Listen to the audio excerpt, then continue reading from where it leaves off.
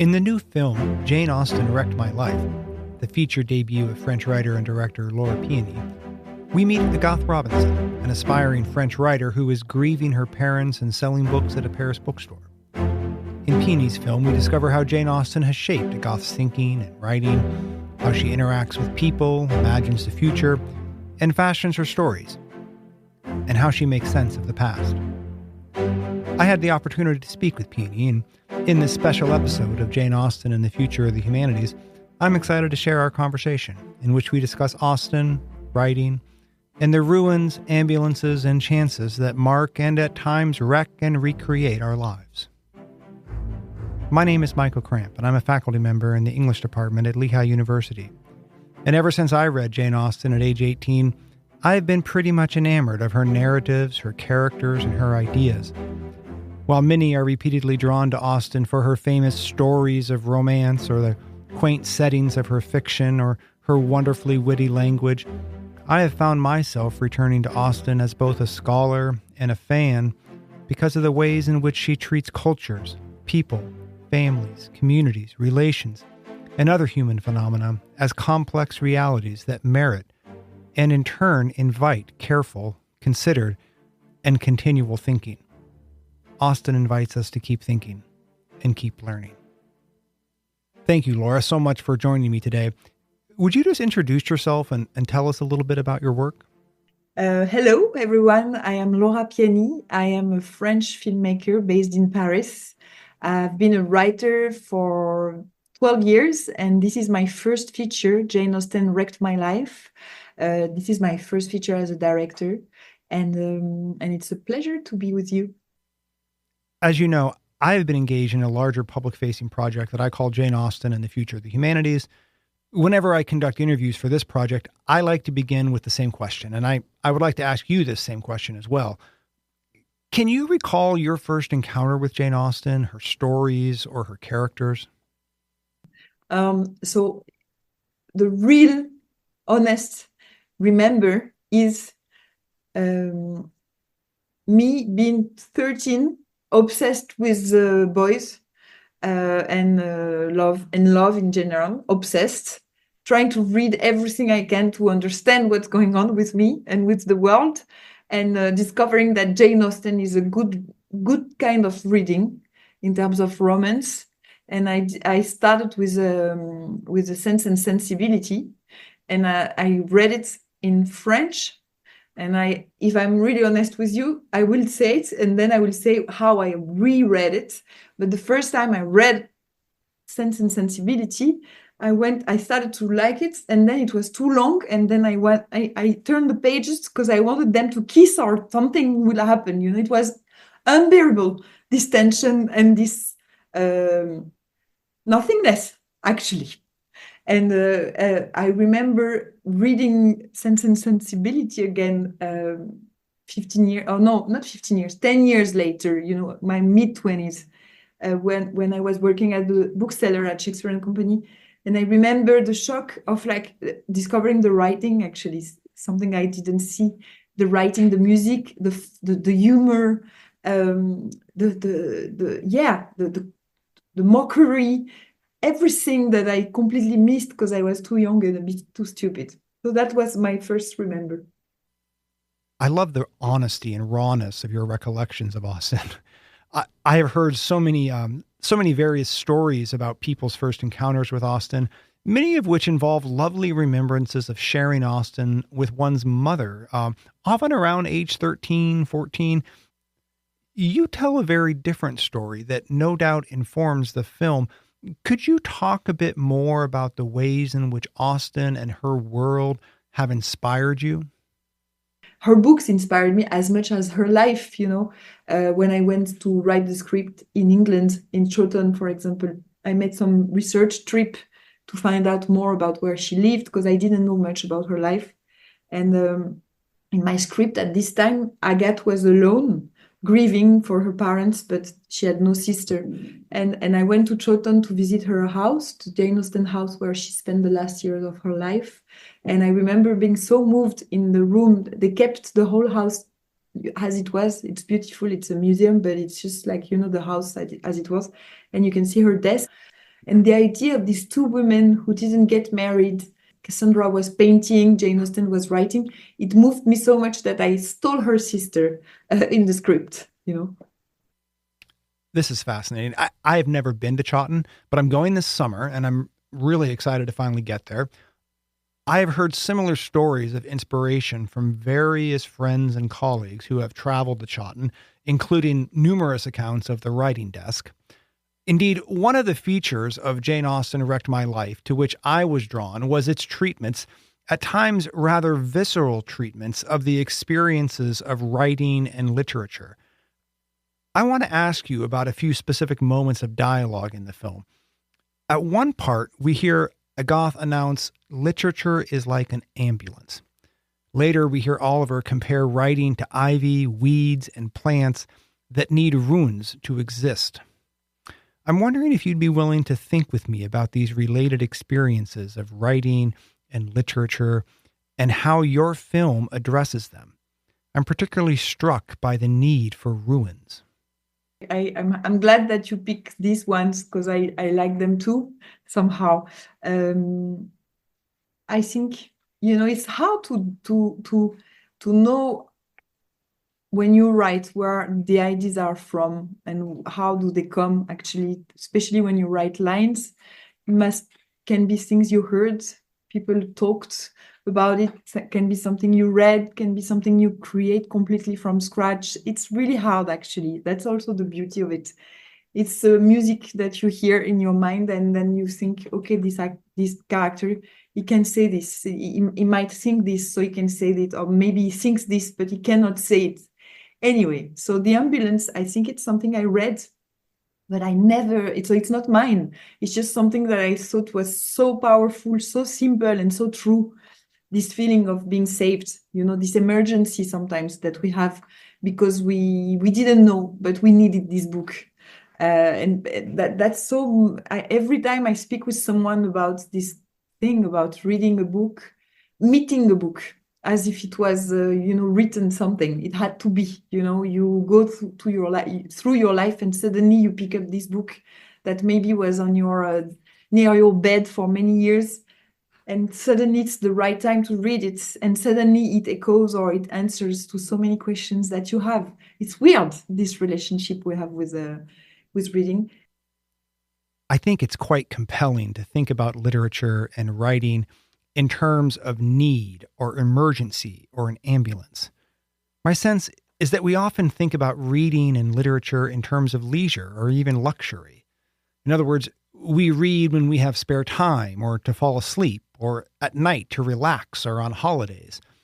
Literature has, in other words, become something of an afterthought. But Jane Austen Wrecked My Life invites us to think about the need or even the urgency of literature and writing. Is this concept of the need of writing or the urgency or exigency of literature tied to the film's treatment of ruins? The ruins thing is something that I deeply feel and experience, I think, as a writer. I think here, in disguise, because I think, we put a lot of, we hide things through lines also. What I was thinking was that I like films that are journeys with characters. It's as simple as that. And I am also very interested into psychoanalyze, all kind of things, I read a lot of how do you say in English, when people are psychoanalysts who are actually writing about theories and also about the patients and everything, because it's, as a writer, it's a golden mine, you have so many things that you can be inspired with. And I think that through Agatha's journey, there is something similar to, finding her voice. Psychoanalysis is somehow finding your own voice, hearing who talks when you talk. And writing is also the same. And for that, you need to go back to your wounds. Your wounds meaning sometimes your trauma, sometimes your wounds, sometimes it can be many things, sometimes just your family story. And in the case of Agathe, it's obviously the grief. And he feels that, Oliver. And that's what I try to build between these two characters. That's what unites them is that she's grieving because she lost her parents, and he's grieving because he's losing his father progressively. And like unconsciously, that is something that is really like, they talk to each other somehow unconsciously. And so when he says that, he understands that she needs to go back to that. This is beautiful. And I think it encourages me to rethink how we understand the love story that evolves in the film and its relationship to this concept of ruins. Is it a challenge to experience and express love when we are in a state of ruin or decay?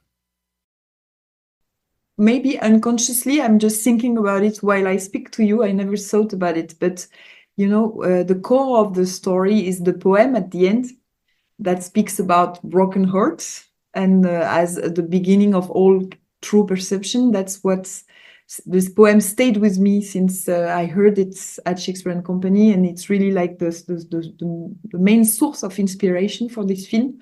I didn't have a story, but I wanted to end up with this poem. Somehow I wanted to reach this poem. And I think when you think about it, probably the runes thing is another way to talk about broken hearts. A broken heart, I think. I think our runes are also the broken heartness that you have to go through because it's called a life, and we all have that somehow. We keep circling around these topics of writing and the literary experience, and your beautiful film is clearly about writing. One specific issue that your film treats in very compelling ways is the experience of writer's block. At various points in the film, we see a goth struggling with what Beth in the film terms a dry spell. As a writer, I imagine this is something with which you are painfully familiar. I certainly know this all too well. Would you be willing to talk a bit about the challenges of writer's block and the ways in which you attempt to feature these challenges in Jane Austen Wrecked My Life? Yes, so that was, I think, one of my main source of inspiration is all the lies that I told to myself to avoid writing, and all the people that I love around me who are script writers or writers, and all the endless justification explanations they find to not write. I think it's a very, very, very rich source of comedy. And I remember one day losing my mind because, when you write, the most having ideas is not difficult. It's not the problem of having good ideas. The problem is when you have good ideas and they're in your mind, they are perfect. They are exactly as they should be. They are in your mind. And you know that when you will start to translate that into a first draft, you will kill them, your perfect ideas. It will be bad, and you will face your own mediocrity because the first draft is always a shitty draft. Like no matter, some people are really able to have first good draft. I'm not. So this courage and this fear and this pain that it is to write a first draft, I think it's as tragic as absurd. And what I was really willing to do is that also to say that and to show that in a writer's residency, because suddenly in a writer's residency, writers don't have any excuse anymore to not write because the conditions are perfect. They're fed, no one is asking them anything. And so they have to face this thing. And they cannot, hide behind it. And this is extremely funny because, of course, comedy comes from all the things we're trying to hide. Well, maybe we can talk a bit about Jane Austen now. Jane Austen is at once omnipresent in the film and somewhat hidden or absent. I realize that may sound rather strange, as Austen is quoted and referenced and used in various ways as part of the plot, and yet this is a narrative with its own integrity.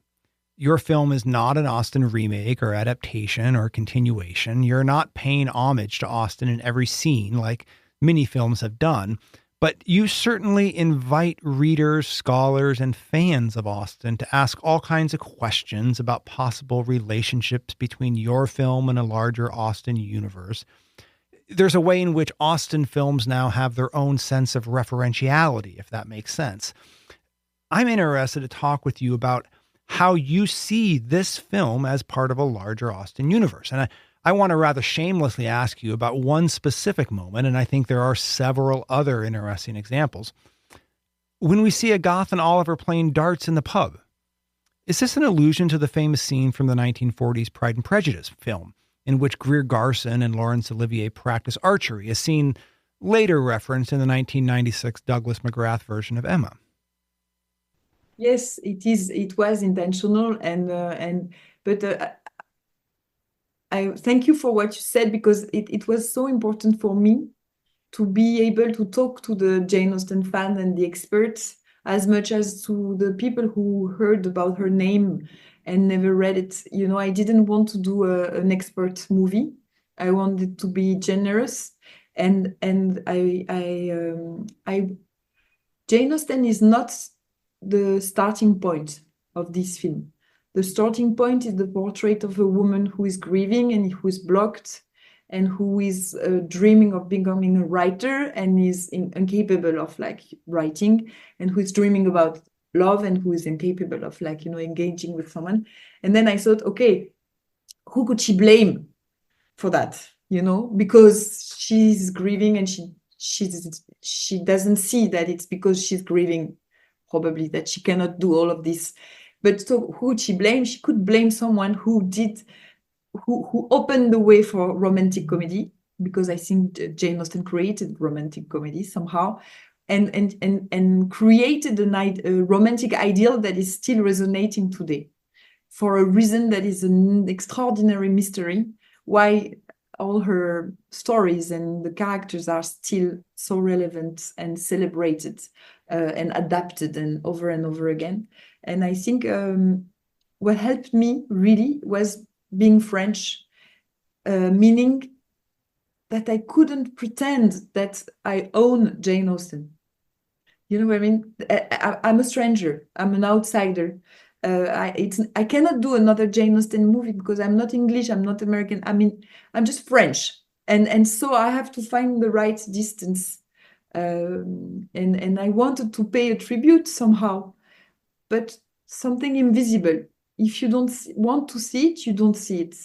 And if you are really, really, as I was, when I reread again and discovered so many things about her books, if you love her as much as I do, then you can see all the references. Then you can see that she inspired me. Yes, indeed. Austen is clearly an immense inspiration for you in the film. I would like to end by asking you about the concept of timing or luck or chance. I'm particularly interested in this idea as part of my own work on Austen, because we so often think about Austen as a guide or prescription for happiness. Many, many books and manuals have been published touting Austen's supposed advice on such topics. Austen can supposedly help us identify our proper life partner, help us date more effectively, help us understand our own mental development, etc., etc. But Austen, I would argue, also makes clear how happiness is rooted in hap, the etymological root of happiness. Near the end of the film, Oliver and Agatha discuss this issue of luck and timing. I'm wondering if you might be willing to speak to how these concepts of timing, luck, and hap inform your film.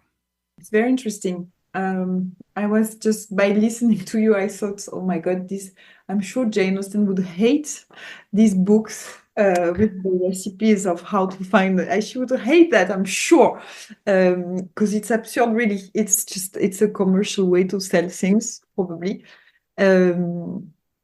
I believe that that chance is something that you can provoke, and that you, more than anything else, that you can recognize when it's there. And the problem is sometimes we're too blocked, we're too unhappy and wounded and whatever reason to recognize the chance when it's in front of us. A chance, it can be a small chance or a big chance or all kind of chance.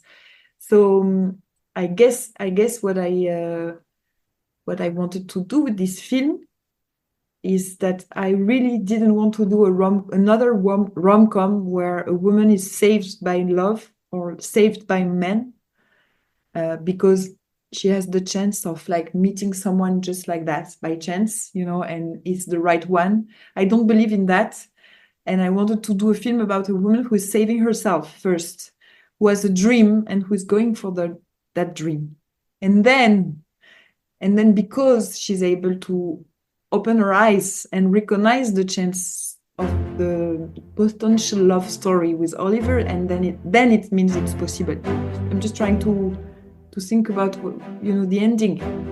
Oliver is not a chance; it is a meeting, and then she cannot go for that love story before she actually writes her own book and follow her dream, and then it's possible. Thank you, Laura, so much for taking the time to speak with me and to discuss your film, Austen, writing, and literature. I always like to conclude my interviews by asking if there's anything that you would like to discuss that you just have not had a chance yet to discuss. I would say, for those who don't know Jack Hirschman, you can read his poetry. I hope it will resonate for you as much as it did for me. Jane Austen Wrecked My Life, the feature debut of Laura Piani, opens in cinemas around the United States on May 23rd.